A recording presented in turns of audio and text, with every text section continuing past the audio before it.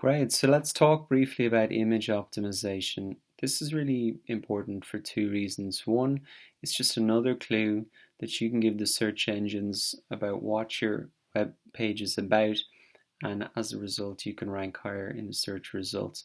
But secondly, and probably more importantly, it allows you to appear in the Google image search results. This is important, especially if you've got a physical product and if you've got people searching for images there. If it's faster than for to visually find what they're looking for rather than read what it's about, well, then this is an important strategy for you. So let me show you a couple of quick things about how you can optimize your images. So if we return to the example article that I'm publishing in WordPress here about URL optimization, you can see that I've added in two images. One is just, an example of good URL optimization where the keyword is there, and then secondly, an example of poor URL optimization.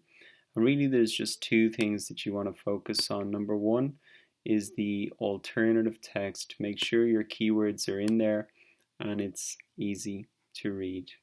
And then secondly, what you want to do is just make sure the actual file name itself includes the keywords. So as you can see, separated by hyphens, I've got URL-optimization-example. You don't want it to be something generic like DH1 XYZ or whatever, screenshot X11 on the date.